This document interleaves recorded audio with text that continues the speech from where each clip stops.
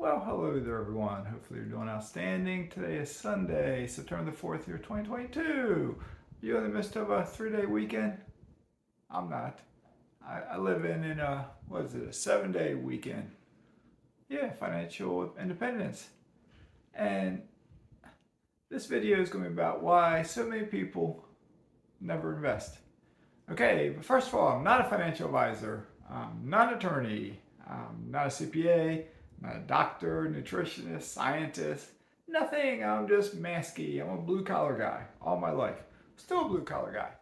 All right. I was going to make a different video today, and I was thinking on the topic I was going to talk on and everything. I was going to do like a how-to video. First time home buyer, first time rental buyer. Maybe it's your 5th rental, 10th rental. I was going to talk on that topic. But then I was just scrolling through YouTube and I was like, my goodness. Channels I subscribe to. Real estate market crash. Housing crash 2023. Markets crashing. Prices, listings up this much. Markets crashing. And it's like, breathe, everyone. Breathe. And it hit me then. It's like, I talk a lot about how many Americans never invest. I talk on different topics. I've told how I've done it 0 to 25 rentals in 47 months. Yes, I've said I was a stock investor. I did not use stock money to buy those rentals.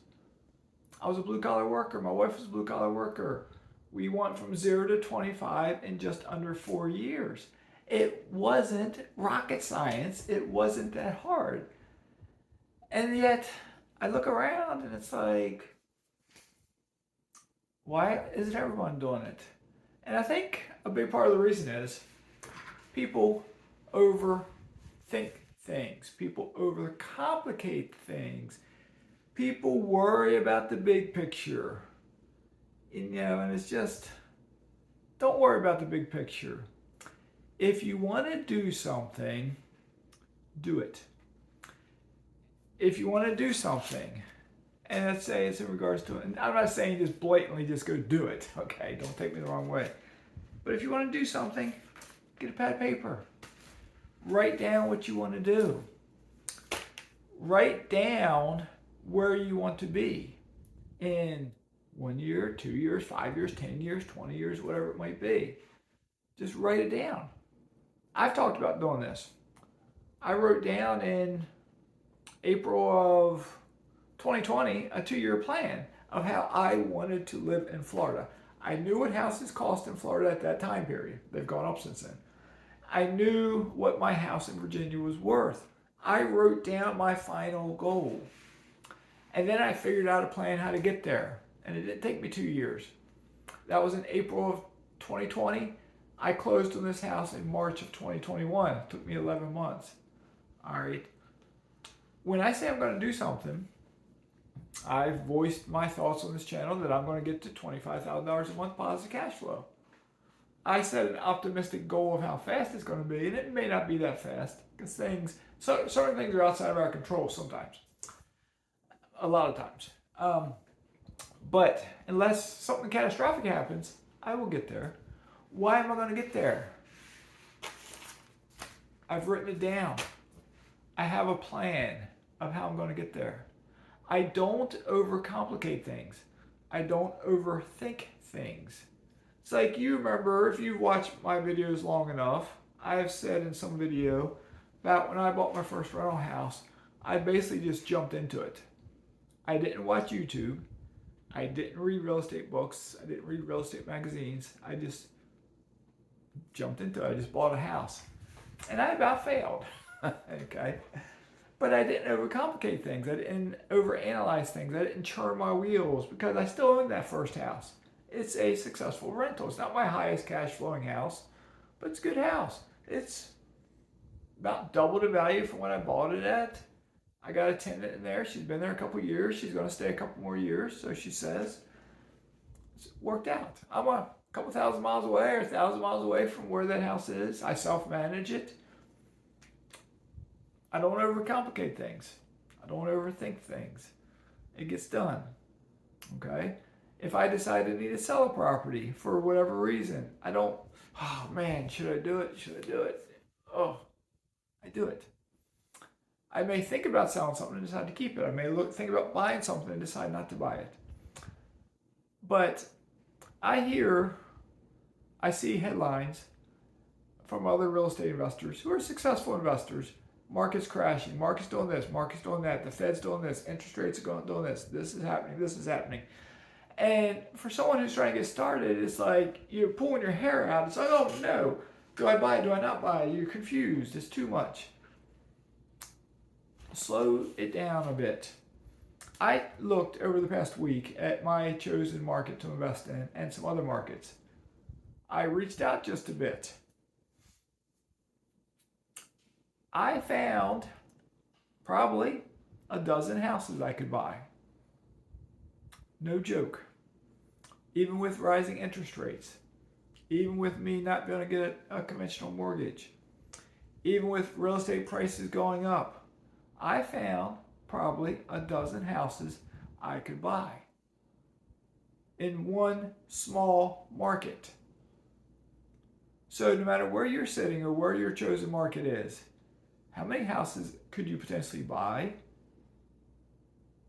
They're out there. The deals are out there. I can't get a conventional mortgage. There are other ways to get financing. You can use a non-QM lender. I've talked about it on my channel, a couple of them. I got videos on my channel about one I'm using, Kiavi. There's another one called Velocity Mortgage. You might be able to use a local community credit union or community bank in your area. There's ways to get financing. You might meet some local person that has deep pockets and they can be a private money lender for you.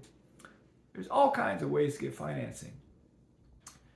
There's all kinds of houses out there that are potential rental properties.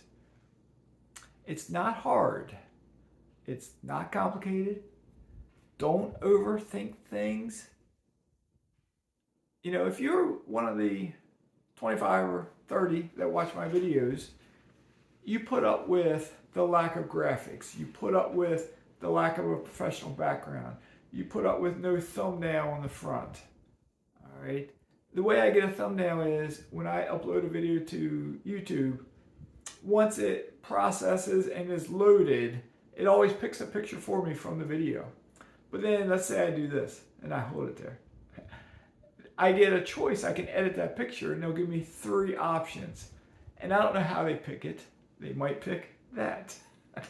Okay. And I might choose, maybe in the thumbnail that they just automatically chose, maybe I'm doing this and I don't want that to be my picture. Oh man, it's so hard. It's complicated. Oh man. You know, I want it to be optimistic. I'm smiling. Thumbs up, you know. So you're not going to see fancy stuff here. You're not going to see me dressing all fancy. You're not going to see me acting all fancy. You're not going to see me driving a Tesla yet. You might see me sitting on my dock. You might see me sitting under my tiki hut. You might see me in my kayak. You might see me on a boat. You might see me in my pool. Maybe I'll make a video one day when I'm in the pool. So I have to figure out a way to prop the camera up poolside. So, but I'm not going to get all fancy. I'm not chasing a million views, a million subscribers, because I know there's not a million people that want to watch me. There isn't. I'm lucky if 25 of you, I appreciate the 25 of you that do watch me. I know people in my mastermind group that don't watch my channel. I know my kids don't watch my channel. I know my family members don't watch my channel. That's their decision. They don't have to. But like say my mastermind group, there's one person in that group who has more rental properties than me and a higher net worth. He's been on my channel. That's Dom. Okay. No one else. I've put on my mastermind group recently, the market I buy in, I was the one that found it. I was the one that found the property managers. You know? And so without me doing it, none of them would be buying there, more than likely. Without me helping others in the group, they would not have helped the others in the group. So none of us would be buying it. So the point of that is, I am just me. I am Mazske. I'm the little guy. I don't overcomplicate things.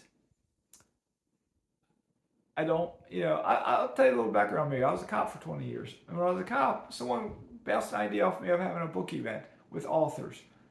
I liked that idea because I loved reading. I took that idea and I ran with it. The person that bounced the idea off me lived a couple hours away. I ran with it. And I organized a book event. That first year I had, I think, 47 authors in attendance. Over the years, I did it for 7 or 8 years. I had 50, 60, I think I topped out 70-ish authors in attendance. I had some best-selling authors. I had some big names. I had folks come from Scotland, folks come from California. I was in Virginia. Folks come from around the country. They showed up. I had self-published authors come. I had New York Times best-selling authors come, et cetera, et cetera, et cetera. I found the venue. I found the cashier system to organize the transactions. I had the spreadsheets to track the books. I got hundreds and hundreds and hundreds and hundreds of books, thousands of books donated to me that I then donated to someone else. I donated the money I raised to other organizations. People used to say, man, they congratulated me for doing such an event, but it's like, it's not that hard. You just set your mind to it. You want to do something, you do it. Maybe by being a cop, doors were open up to me. But at the same time, maybe by being a cop, some doors were closed to me. Okay? So it's that way for anyone. Any one of you out there can organize an event. Any one of you out there can buy 25 rentals in 4 years. Any one of you out there can become a multi-millionaire. I think I said this in a video recently. $1 million to someone who doesn't have nothing sounds like a lot. $1 million is not wealthy. It's not. The only thing it does is it means you're accredited. So you can invest in oil drilling or mineral rights, but you're not wealthy. In the old days, $1 million was wealthy. Nowadays, you really need to have probably 10 million to be wealthy. I'm not there yet. I am progressing there. I am at 2 million, and I will keep progressing. All right. I may die before I get to 10 million. I may not get there, but then again, because that's not my goal. My goal is to get, say it, yeah, $25,000 a month positive cash flow. And once I get it, I want 30, then 35, and 40. And then I'm already giving back with this channel. And I'll keep giving back to society, to family, to whatever. So anyway, it's about time. Yep. First pitch is in about a minute. Orioles are playing the afternoon game today. It's Sunday afternoon. They're playing Oakland A's. Oakland's not too good this year. Orioles are moving up. They're moving up. Last month of the season, they may make the playoffs. From losing 110 games last year, may possibly make the playoffs this year. So we'll see. I may hit an Oriole game later this month. I think I am. Up in Baltimore. All right. Y'all take care. Stay safe in all you do. Mazske signing out.